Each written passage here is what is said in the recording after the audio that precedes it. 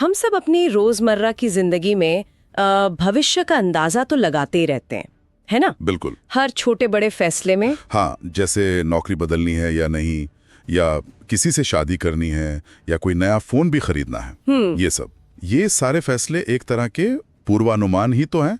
हम एक दांव लगा रहे होते। सही कहा। तो सवाल ये उठता है कि क्या हम इसमें बेहतर हो सकते हैं?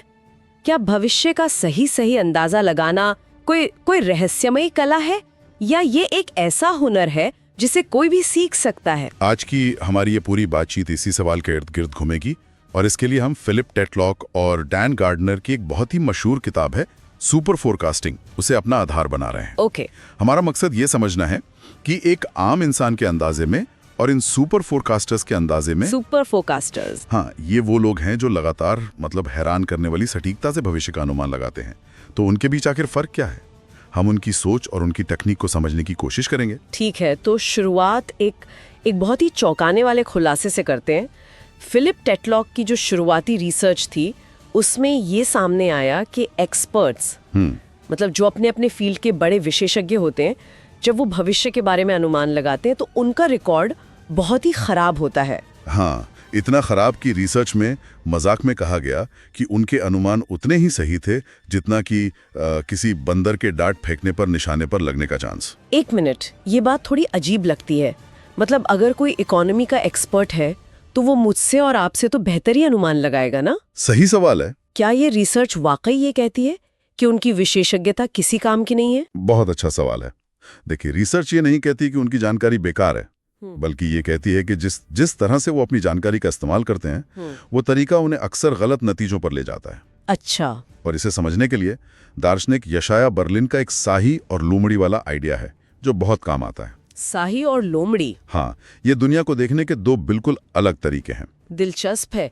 ठीक है, तो पहले साही के बारे में बताइए। हेजहॉग। तो पुरानी कहावत है, लोमड़ी कई बातें जानती है लेकिन साही एक बड़ी बात जानता है। एक बड़ी बात? हाँ, साही वो एक्सपर्ट है जो दुनिया को एक ही बड़े आइडिया या सिद्धांत के चश्मे से देखता है। वो अपने उस एक विचार को लेकर बहुत ज्यादा आत्मविश्वासी होता है। अच्छा। अपनी बात जोर शोर से रखता है, और मीडिया का तो फेवरेट होता है क्योंकि उसकी बातें सीधी, सपाट और सुनने में बड़ी दमदार लगती हैं। हाँ, मुझे लगता है मैं ऐसे लोगों को जानती हूँ, वो जो हर डिनर पार्टी में अपनी एक बड़ी बात सबको समझाना चाहते हैं। बिल्कुल। इसका कोई असल दुनिया का उदाहरण है? बिल्कुल।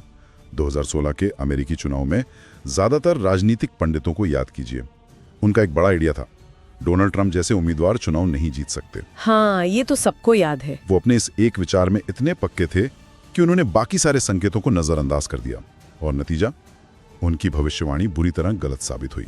वो सब सही की तरह सोच रहे थे। ठीक है, समझ गई। तो फिर लोमड़ी क्या है? फॉक्स? लोमड़ी ठीक इसके उलट है। वो कई छोटी छोटी बातें जानती है। वो किसी एक बड़े आइडिया पर निर्भर नहीं रहती।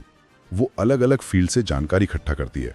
वो अपने ही विचारों पर शक करती है और मानकर चलती है कि दुनिया बहुत उलझी हुई है। अच्छा। उसकी बातचीत में आपको लेकिन, हालांकि और दूसरी तरफ जैसे शब्द बहुत मिलेंगे। मतलब उनकी बातें टीवी पे एक अच्छी हेडलाइन नहीं बन पाती होंगी, थोड़ी कंफ्यूजिंग लगती होंगी। बिल्कुल।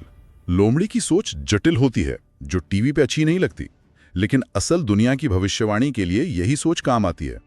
उसी 2016 के चुनाव में डिल्बर्ट कॉमिक स्ट्रिप बनाने वाले स्कॉट एडम्स ने सही भविष्यवाणी की थी कि ट्रंप जीतेंगे। अरे हाँ। उन्होंने पारंपरिक राजनीतिक विश्लेषण नहीं किया, बल्कि मनोविज्ञान और धारणा के लेंस से चीजों को देखा। उन्होंने समझा कि ट्रंप तथ्यों पर नहीं बल्कि लोगों के भावनाओं पर खेल रहे हैं। सही। वो एक लोमड़ी की तरह सोच रहे थे, कई अलग अलग नजरियों को मिलाकर एक ज्यादा सटीक तस्वीर बना रहे थे। तो सबक ये है कि बेहतर भविष्यवक्ता बनने के लिए हमें साही नहीं लोमड़ी की तरह सोचना होगा। लेकिन ये लोग हैं कौन जो असल में ऐसा कर पाते हैं? क्या ये कोई खास तरह के जीनियस होते हैं? यहीं पर गुड जजमेंट प्रोजेक्ट की कहानी बहुत दिलचस्प हो जाती है।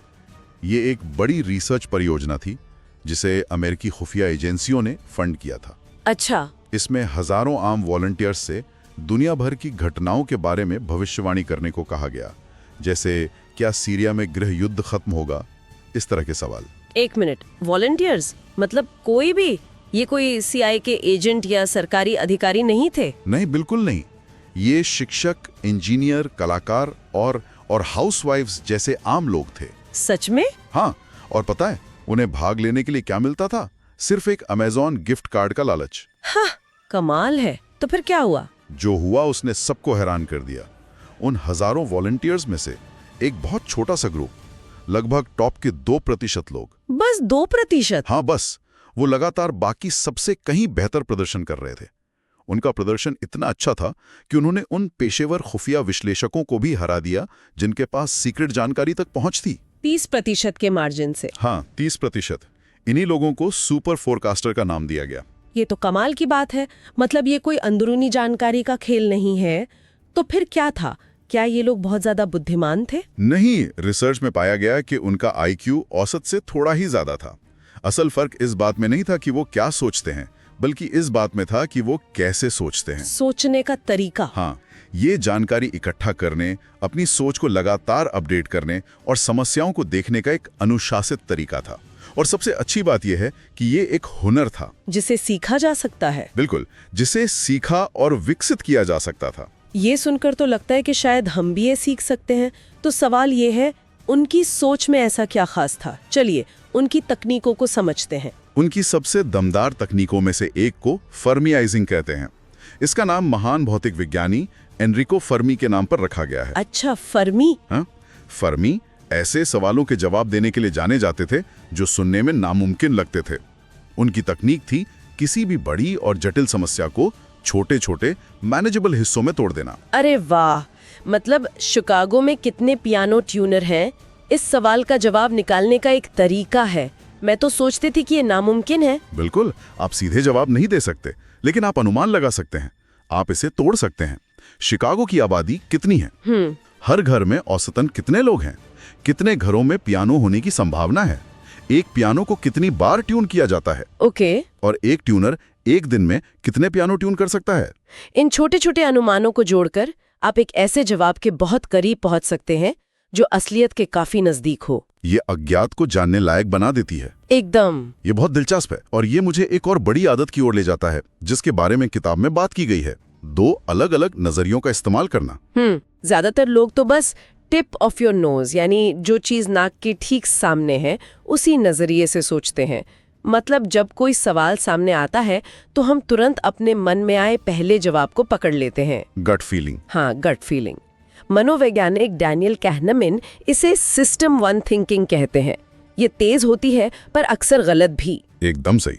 और सुपर फोरकास्टर्स इस जाल से बचने के लिए जानबूझकर बाहरी नजरिए यानी आउटसाइड व्यू से शुरुआत करते हैं। बाहरी नजरिया? इसका मतलब है कि किसी खास मामले की डिटेल्स में जाने से पहले उस जैसी सामान्य घटनाओं के आंकड़ों या बेस रेट्स को देखना। इसे किसी उदाहरण से समझाएंगे? बाहरी नजरिया और भीतरी नजरिया। जरूर। मान लीजिए आपको ये अनुमान लगाना है कि किसी खास जोड़े का तलाक होगा या नहीं। ठीक है।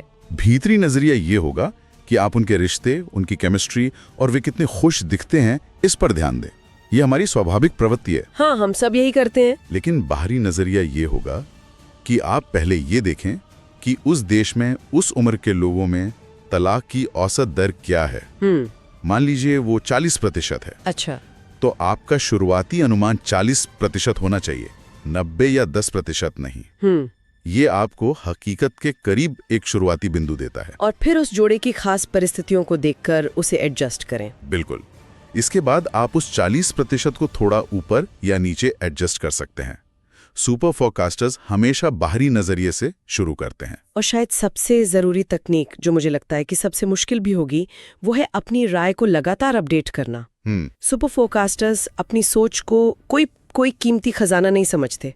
वो इसे एक थ्योरी की तरह देखते हैं जिसे लगातार टेस्ट करना जरूरी है। उनका माइंडसेट परपेचुअल बीटा वाला होता है। परपेचुअल बीटा मतलब हमेशा सुधार की गुंजाइश है। हाँ, बिल्कुल। इसे औपचारिक रूप से बायेजियन अपडेटिंग कहा जाता है। ये एक बहुत ही पावरफुल आइडिया है। बायेजियन अपडेटिंग ये कहता है कि जब भी आपको कोई नया सबूत मिलता है तो आप अपनी पुरानी राय को पूरी तरह नहीं बदलते, बल्कि उसे थोड़ा सा एडजस्ट करते हैं।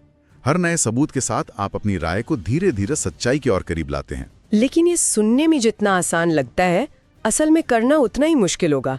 हम अपनी राय से चिपके रहना पसंद करते हैं। अपनी गलती मानना किसे अच्छा लगता है? ये मुश्किल है लेकिन नामुमकिन नहीं। ये एक अनुशासन है। जैसा कि मशहूर अर्थशास्त्री जॉन मेनार्ड कीन्स ने कथित तौर पे कहा था, जब तथ्य बदलते हैं तो मैं अपनी राय बदलता हूँ। आप क्या करते हैं जनाब? सुपर फोकास्टर्स इसी सिद्धांत पर जीते हैं। उनके लिए अपनी राय बदलना कमजोरी की नहीं बल्कि समझदारी की निशानी है। तो ये तकनीकें, फर्मेजिंग, बाहरी नज़रिया और बाइजिन अपडेटिंग, ये सब बहुत पावरफुल है, लेकिन इन्हें इस्तेमाल करने के लिए एक खास तरह के माइंडसेट की भी ज़रूरत होगी, है ना? आपने बिल्कुल सही पकड़ा। तकनीकों से ज़्यादा ज़रूरी मानसिकता है, और इसकी शुरुआत होती है सक्रिय खुले विचारों से, एक्टिव ओपन माइंडेडनेस। इसका क्या मतलब है? सिर्फ खुले विचारों वाला होना? नहीं, उससे कहीं ज्यादा। इसका मतलब है जानबूझकर उन लोगों और उस जानकारी को खोजना जो आपके मौजूदा विचारों को चुनौती दे, जो आपसे असहमत हो। ज्यादातर लोग तो कन्फर्मेशन बायस के शिकार होते हैं। बिल्कुल, हम वही पढ़ते और सुनते हैं जो हमारी सोच से मेल खाता है। हाँ, ये तो सोशल मीडिया पर हर रोज दिखता है। हम अपने ही बनाए बुलबुले में रहते हैं। और सुपर फोरकास्टर्स इस बुलबुले को फोड़ने की कोशिश करते हैं। वो ऐसी जानकारी खोजते हैं जो उन्हें गलत साबित कर सके, क्योंकि वे जानते हैं कि यही सीखने और अपने अनुमानों को बेहतर बनाने का सबसे तेज तरीका है। ये तो हिम्मत का काम है, और ये सीधे सीधे बौद्धिक विनम्रता से जुड़ता है ना, इंटेलेक्चुअल ह्यूमिलिटी। बिल्कुल, और बौद्धिक विनम्रता का मतलब आत्मविश्वास की कमी नहीं है। इसका मतलब ये स्वीकार करना है कि हकीकत बहुत जटिल है, दुनिया अप्रत्याशित है, और किसी भी एक इंसान के लिए उसे पूरी तरह समझना लगभग नामुमकिन है। लेकिन जब हम विंस्टन चर्चिल या स्टीव जॉब्स जैसे बड़े लीडर्स के बारे में सोचते हैं, तो वे तो बहुत आत्मविश्वासी थे। विनम्र शब्द उनके साथ फिट नहीं बैठता। ये एक बहुत जरूरी न्यूआंस है। वे जो जानते थे उसमें बेहद आत्मविश्वासी थे, लेकिन वे इस बात को लेकर भी विनम्र थे कि वे क्या नहीं जानते। अच्छा। वे सवाल पूछते थे, दूसरों की राय लेते थे और नई जानकारी के लिए हमेशा खुले रहते थे। सुपर फोकास्टर्स भी ऐसे ही होते हैं।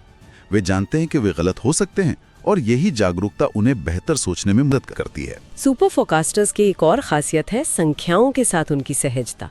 वे शायद, हो सकता है, या एक अच्छी संभावना है जैसी गोलमोल भाषा का इस्तेमाल नहीं करते।